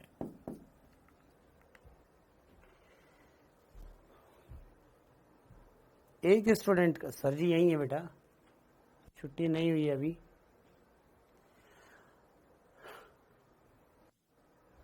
चलिए हम बात करते हैं अब यहाँ पे हमारा next topic, that is spontaneous process. Spontaneous यानी कि स्वतः प्रक्रम। स्वतः प्रक्रम क्या होते हैं, पहले इस पे बात कर लेते हैं, उसके बाद आगे बढ़ेंगे।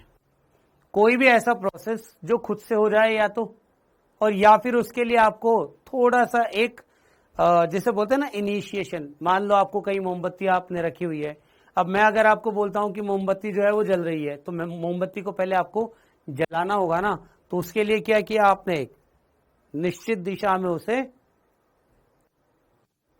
मैं नाम क्यों नहीं लेता हूं,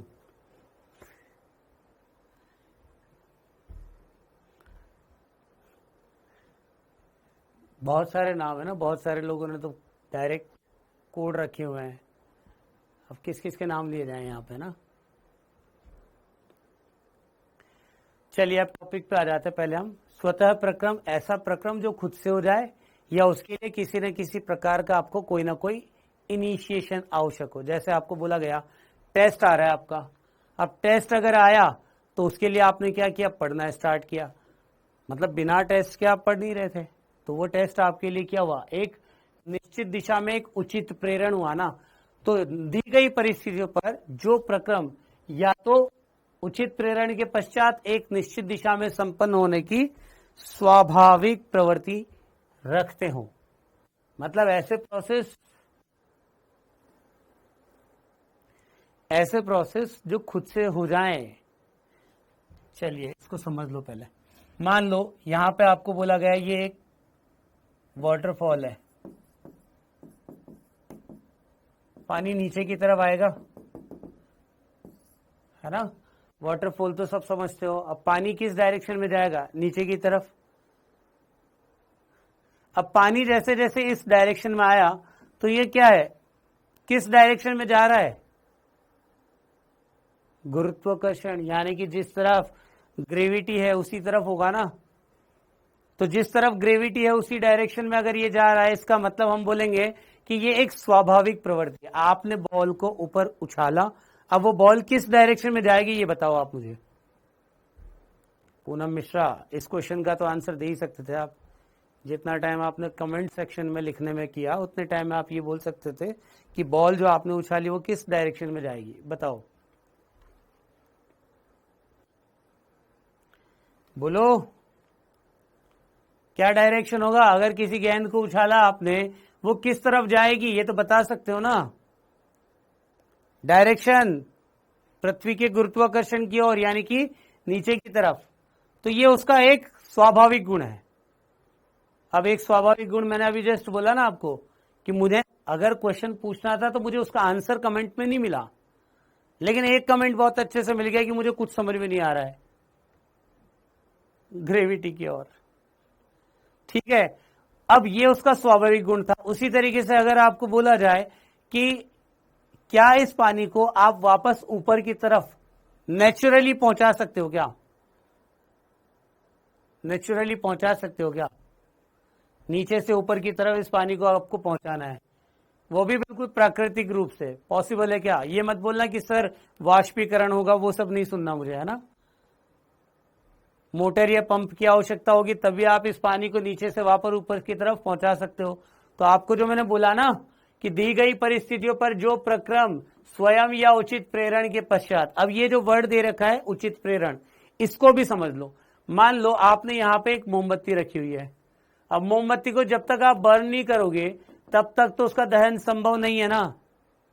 मोमबत्ती को आपने एक बार जलाया तो जलाने के लिए आपको कम से कम माचिस तो यहां पे लगानी पड़ेगी, आग तो लगाओगे इस पे, तभी तो क्या हुआ, उचित प्रेरण हुआ।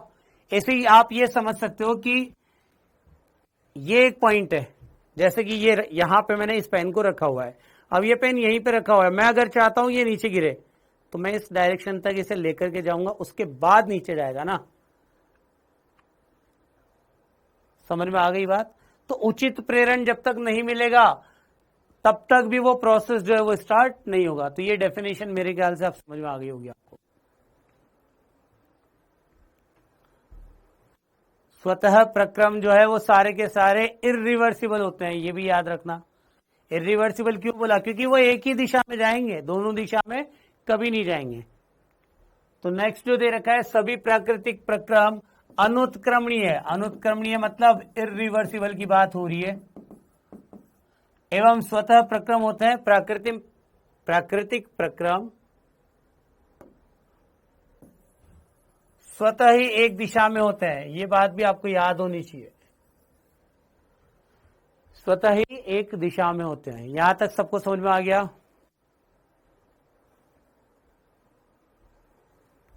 चलिए, स्वतः प्रक्रम के वे उदाहरण जिनमें प्रक्रम को प्रारंभ करने की आवश्यकता नहीं होती। अगर हम बात करें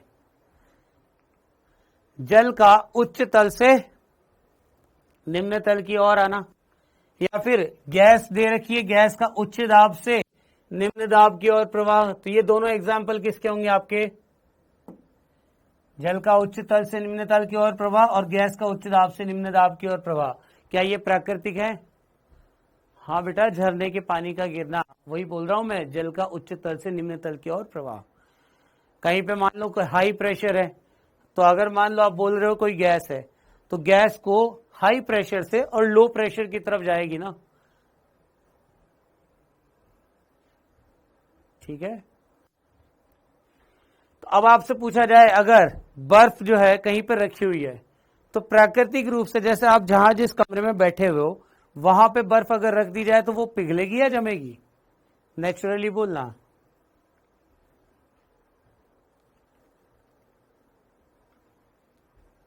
पिघलेगी ना। तो बर्फ का पिघलना भी क्या हो गया? वो भी कौन से टेम्परेचर पे? 25 डिग्री सेल्सियस पे, क्योंकि रूम टेम्परेचर हम यही मानते हैं। तो इस कारण यहां पे बोला गया है आपको कि ऐसे प्रक्रम जो या तो खुद से हो जाए या फिर उनको होने के लिए आपको एक उचित प्रेरण की आवश्यकता हो। ये दो कंडीशन है जिसपे सारे प्रक्रम क्या हो जाएंगे? स्वतः प्रक्रम, ठीक है। इसके अलावा अक्रिय गैसों का मिश्रित होना, जितनी भी अक्रिय गैसें हैं अगर वो मिश्रित हो रही है तो वो भी किसका उदाहरण होगा? स्वतः प्रक्रम। क्योंकि अक्रिय गैसें अगर होंगी तो वो आपस में मिलेंगी और आपस में मिलकर के केवल उनके मध्य कोई अभिक्रिया होगी क्या?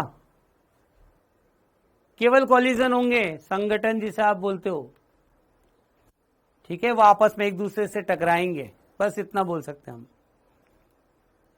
अब आपसे अगर बोला जाए कि ऐसे उदाहरण बताओ जिसमें कि आपको प्रक्रम को प्रारंभ करने की आवश्यकता होती है, तो प्रक्रम को प्रारंभ करने की आवश्यकता किसमें होगी? जैसे कि मोमबत्ती का जलना, तो ये अपने आप में क्या होगा? एक ऐसा प्रक्रम जो कि आपको प्रारंभ करना होगा, ठीक है ना। तो यहां तक कोई डाउट किसी को?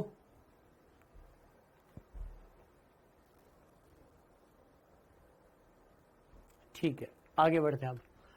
इसके बाद अगर आपसे बोला जाए कि किसी भी प्रक्रम के स्वतः होने के लिए क्या क्या चीजें हैं, या ऐसी कौन कौन सी मुख्य शर्तें हैं जिससे कि कोई भी प्रक्रम खुद से होगा, तो आप एक बात बताओ। जैसे कि अगर मैं आपसे बोलूं कि कोई भी मैक्सिमम स्टेबिलिटी चाहता है, स्टेबिलिटी यानी कि स्थायित्व, तो स्थायित्व जितना ज्यादा होगा ऊर्जा का मान उतना ही क्या होना चाहिए? कम होना चाहिए। एक सिंपल एग्जांपल जैसे यहां पर लेता हूं मैं। कई बार क्या होता है कि अगर टीचर किसी स्टूडेंट को कुछ सिखा रहा है ना, और सामने वाला स्टूडेंट जो है वो बोलता है कि हाँ सर ये तो आता है, हाँ सर वो तो आता है, तो टीचर चुप हो जाता है। कारण क्या है? क्योंकि सामने वाले स्टूडेंट की ऊर्जा ज्यादा है, उसको लग रहा है कि हाँ उसे सब आ रहा है, तो टीचर वहां पे अपनी एनर्जी वेस्ट नहीं करता, फिर वो चुप हो जाएगा कि ठीक है अगर आता है तो कोई बात नहीं। बाद में फिर क्वेश्चन पेपर में क्वेश्चन आते हैं, पता लगा क्वेश्चन नहीं बन पा रहे, फिर वो बोलेगा सर ये तो आपने बताया ही नहीं। टीचर बोलेगा तुम्हें तो सब आता है। क्यों? सही है ना बात?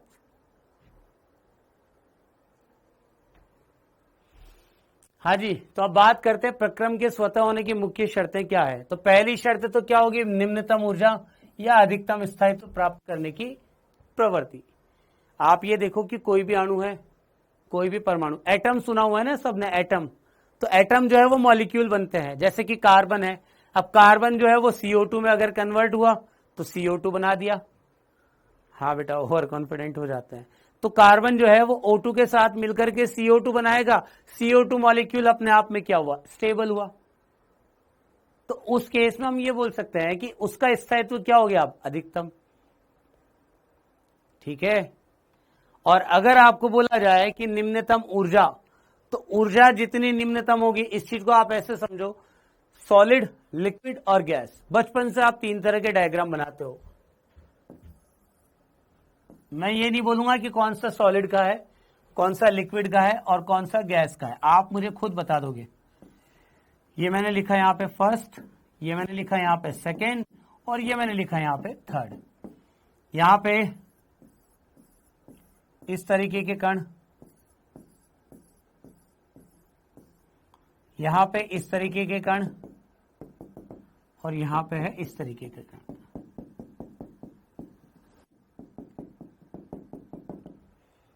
बताओ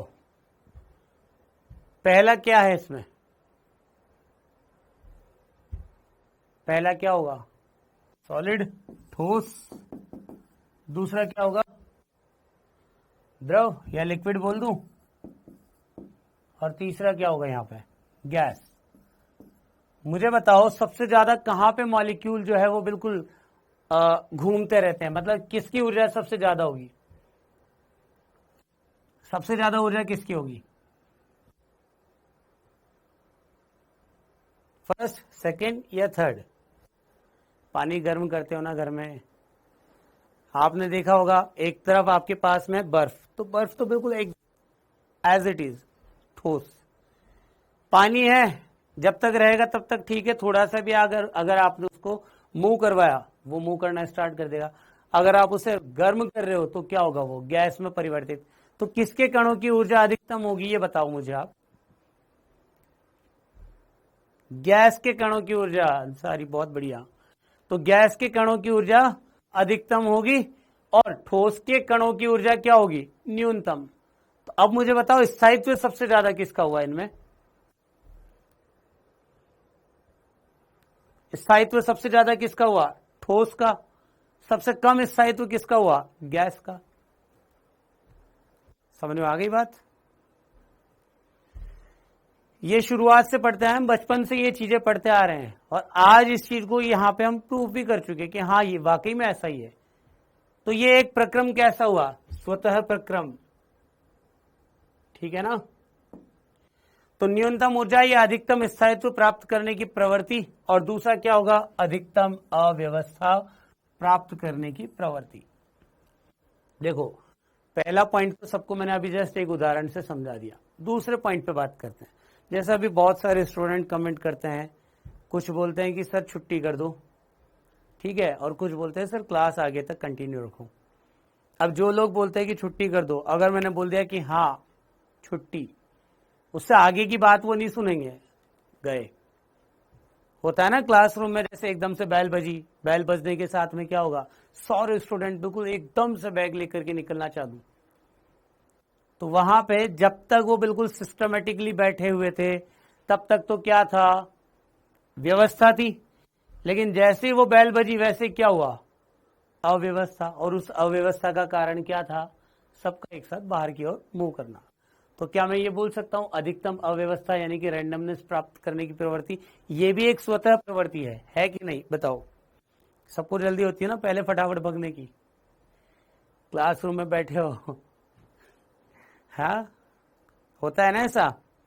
तो स्वतः प्रक्रम को प्राप्त करने की 2 शर्तें कौन कौन सी हुई, पहला तो निम्नतम ऊर्जा या अधिकतम स्थायित्व प्राप्त करने की प्रवृत्ति, और दूसरा क्या होता है, अधिकतम अव्यवस्था। यस ठीक है। तो अब बात करते हैं इसके बाद अस्वतः प्रक्रम। अस्वतः प्रक्रम, अस्वतः प्रक्रम जैसे मैं आपको बोलूं, जिस कमरे में आप बैठे हुए हो उस कमरे में आप बर्फ जमाना चाहते हो, तो बर्फ जमा सकते हो क्या, कक्ष ताप पर। फ्रिज की बात मत करना कि सर फ्रिज में जमा देंगे, वो नहीं, कमरे में रखा हुआ है पानी, क्या वो खुद से जम जाएगा क्या, नहीं। अगर आप उसे जमाना चाहते हो तो आपको किसकी हेल्प लेनी होगी, घर में रखे हुए फ्रिज की। फ्रीजर में आप पानी भरोगे और फिर धीरे धीरे क्या होगा, वो फ्रीज होता जाएगा। लेकिन उसका फ्रीजिंग भी कब तक होगा, उसका फ्रीजिंग तब तक होगा जब तक आप कंटिन्यू उसे इलेक्ट्रिसिटी दे रहे हो। आप लाइट जब तक चालू रखोगे फ्रीज चलता रहेगा, और जैसे जैसे दिलीप फिर भी नहीं जमेगा, ठंड कितनी हो जनवरी की तो भी नहीं जमेगा राजस्थान में, तो है ना। तो आप फ्रिज में रखोगे अगर, और फ्रिज को कंटिन्यू एनर्जी दे रहे हो, तो उस केस में तो क्या होगा, जम जाएगा। पानी का एक उदाहरण मैंने आपको दिया था जस्ट, कि पानी अगर मान लो ऊपर से नीचे की तरफ आ रहा है, वाटरफॉल, तो पानी जैसे जैसे नीचे आएगा वैसे वैसे क्या होगा, स्वतः प्रक्रम। लेकिन अगर उसी पानी को मैं किसी मोटर से, यानी कि जैसे वाटर आपने पंप लगा दिया और उस पानी को आप नीचे से ऊपर की तरफ भेज रहे हो, तो पॉसिबल है ना।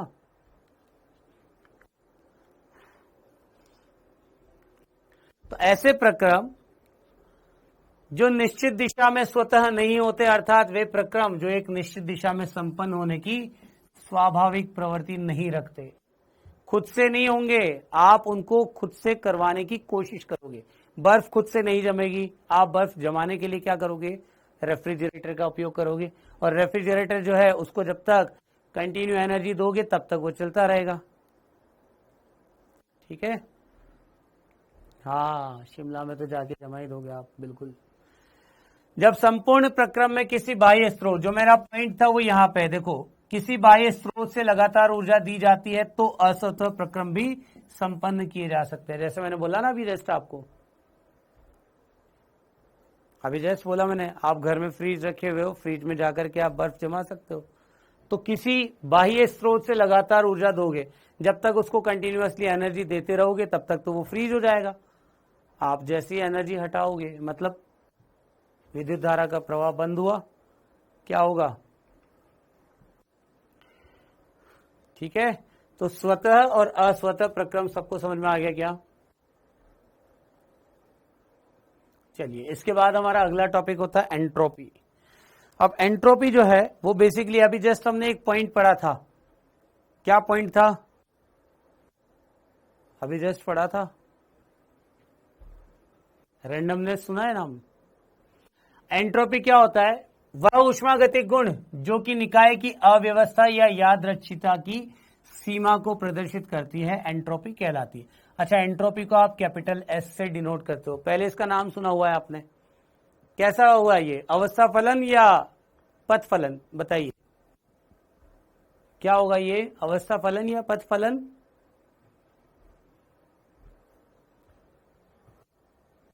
अवस्था फलन होगा ना, जितने भी अवस्था फलन होते हैं उन सबको हम कैपिटल लेटर में लिखते हैं।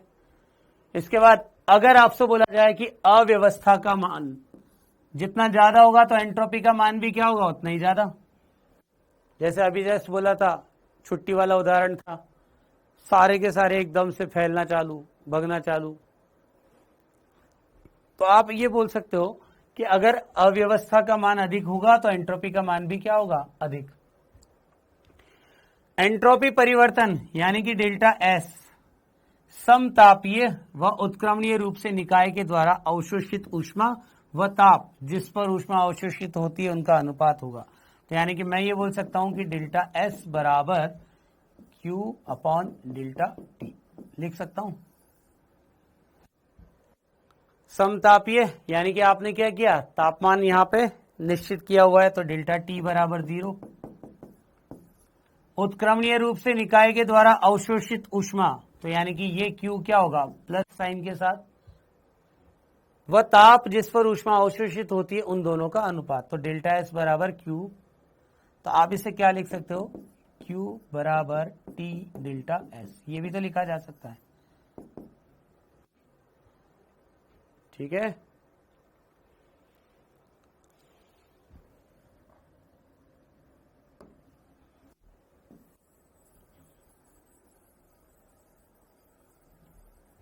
तो डेल्टा एस बराबर क्या होगा यहाँ पे, क्यू रिवर्सिबल अपॉन टी, जहां क्यू रिवर्सिबल बराबर टी ताप पर उत्क्रमणीय रूप से निकाय द्वारा अवशोषित ऊष्मा, और मात्रक क्या होगा इसका, जूल पर केल्विन या कैलोरी पर केल्विन, ये एंट्रोपी का मात्रक होगा।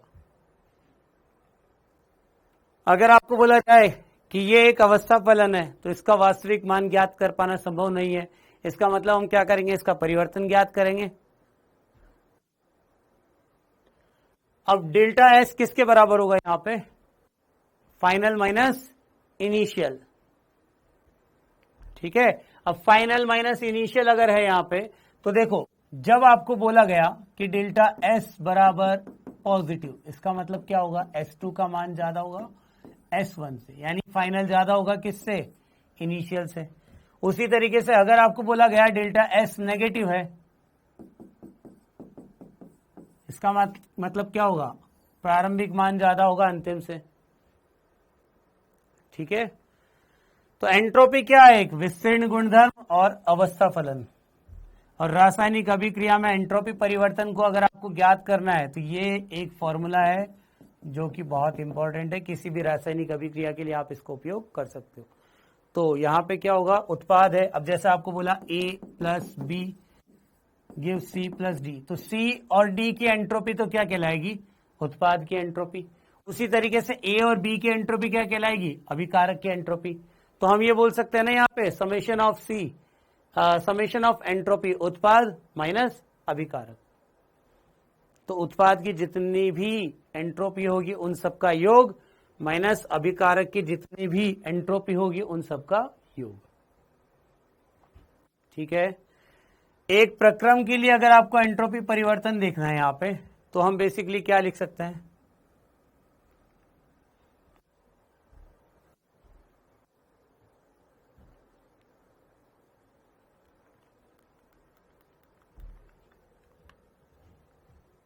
क्या हो गया ना,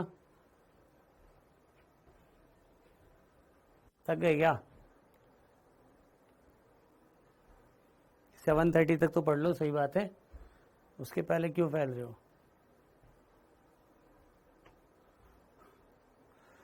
ठीक है, चलो अब इससे आगे बढ़ते हैं हम यहाँ पे। तो मैंने आपको जो बोला ना डेल्टा एस, अब एंट्रोपी परिवर्तन आपको निकालना था। थोड़ी देर पहले आपको मैंने बोला था क्यू का मान ज्ञात करना है। एक बात बताओ, डेल्टा एस जो है क्यू रिवर्सिबल अपॉन टी बोला हुआ है आपको,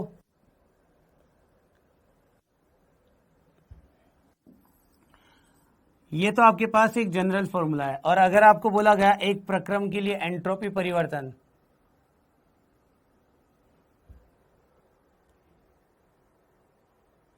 इस तक पढ़ाओ 7:30 तक,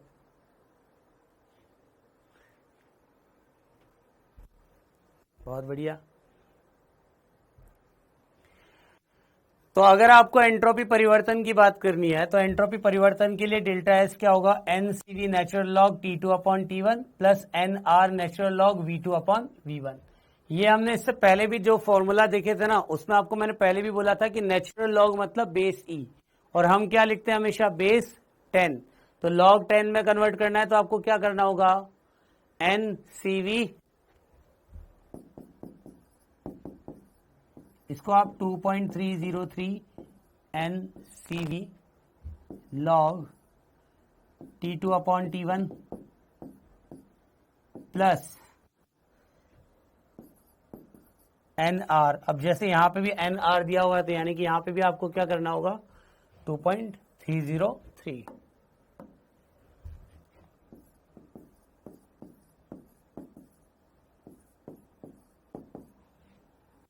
V2 अपॉन V1।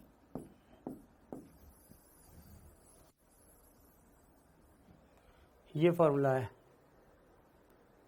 ठीक है, तो अगर आप में यहां पे बोला गया कि किसी भी आदर्श गैस के लिए T2 बराबर है T1 पे, यानी कि समतापीय प्रक्रम, तो समतापीय उत्क्रमणीय प्रक्रम के लिए आप क्या करोगे, जो आपको T2 अपॉन T1 वाला टर्म था वो वहां पे लिखने की जरूरत नहीं है। चलो एक काम करते हैं, यहीं तक कंटिन्यू रखते हैं, बाकी आप कल पढ़ेंगे। ठीक है ना, happy Mahashivratri, thank you, bye bye, मिलते हैं नेक्स्ट क्लास में। ओके, बाकी हम कल की क्लास में पढ़ेंगे। ठीक है, और जितना आपको पढ़ाया, जो जो क्वेश्चन मैंने आपको होमवर्क दिए वो सारे कंप्लीट करना, कल ये चैप्टर खत्म कर देंगे हम, कल हो जाएगा बेटा, डोंट वरी। चैप्टर कल निपटा दूंगा मैं ये, भले एक्स्ट्रा क्लास लेनी पड़े या एक्स्ट्रा पढ़ाना पड़े। ठीक है, बाय बाय, थैंक यू।